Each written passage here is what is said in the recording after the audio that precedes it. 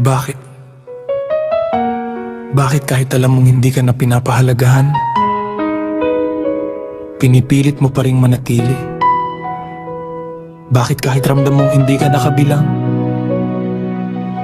paulit-ulit mo pa ring sinisiksik ang sarili mo sa buhay nila? Takot ka bang maiwan? O takot kang tanggapin na hindi sila tunay na kaibigan? Ilang beses ka nang hindi inimbita, ilang beses ka nang naiwan sa gilid nila, ilang beses mo nang naramdaman na hindi ka naman talaga mahalaga sa kanilang samahan.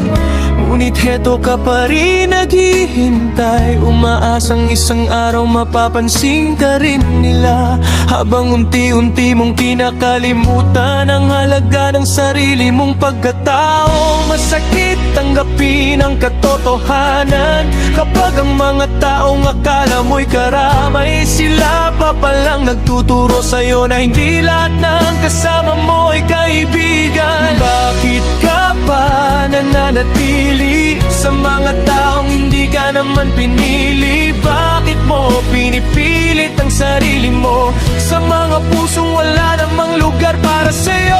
Hindi ba nakakapagod na laging ikaw ang lumalapit, laging ikaw ang nag-aayos at umintindi, habang sila'y masaya nang wala ka at ikaw nang may sugatan sa kakaasa?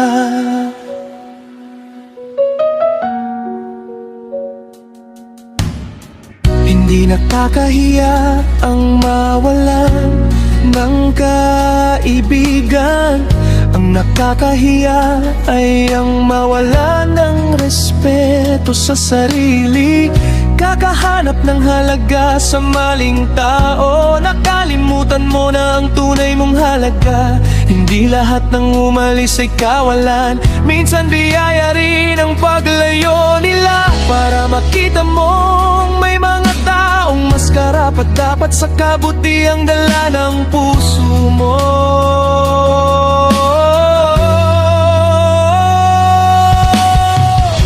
Hindi mo kailangang magsiksik sa lugar na hindi ka tanggap. Hindi mo kailangang magmakaawa para lamang mapabilang, dahil ang tunay na kaibigan hindi mo kailangang habulin kapag mahalaga ka sa kanila.